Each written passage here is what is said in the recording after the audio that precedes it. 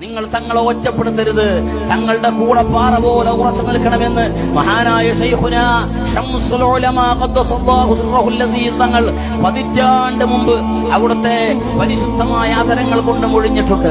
ഞങ്ങൾക്ക് കാണിച്ചു തന്ന മാതൃകയാണത്. ബഹുമാനപ്പെട്ട ശൈഖുനാ ശംസുൽ ഉലമ നമുക്ക് കാണിച്ചു തന്ന ഒരു അത്ഭുത നക്ഷത്രമാണത്. ബഹുമാനപ്പെട്ട ശൈഖുന പറഞ്ഞത്ര ഒരിക്കൽ ബാപ്പു ഹാജി, ഒരിക്കൽ ഇതെല്ലാം ഈ തങ്ങൾ ഏറ്റെടുത്ത് നടത്തുന്ന ഒരു കാലം വരും. ഏത് കാലത്താണ് ഇത് പറയുന്നത്? സമസ്തയുടെ മുഷാവറയിൽ അംഗം പോലുമല്ലാത്ത കാലത്ത് സയ്യിദുൽ ഉലമയെ പറ്റി ബഹുമാനപ്പെട്ട ശൈഖുനാ ശംസുൽ ഉലമ പറയുകയാണ്, ഇതെല്ലാം ഏറ്റെടുത്ത് നടത്താൻ തങ്ങൾ നേതൃത്വം നൽകുന്ന ഒരു കാലം വരും. അന്ന് ചിലപ്പോൾ തങ്ങൾ ഒറ്റപ്പെടും.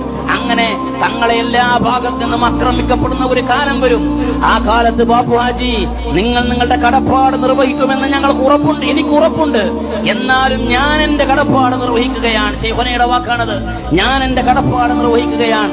നിങ്ങൾ തങ്ങളെ ഒറ്റപ്പെടുത്തരുത്, തങ്ങളുടെ കൂടെ പാറ പോലെ ഉറച്ചു നിൽക്കണമെന്ന് മഹാനായ ശൈഖുനാ ശംസുൽ ഉലമാ ഖദ്ദസല്ലാഹു സിർറഹുൽ അസീസ് തങ്ങൾ പതിറ്റാണ്ട് മുമ്പ് അവിടുത്തെ പരിശുദ്ധമായ ആദരങ്ങൾ കൊണ്ട് മൊഴിഞ്ഞിട്ടുണ്ട്.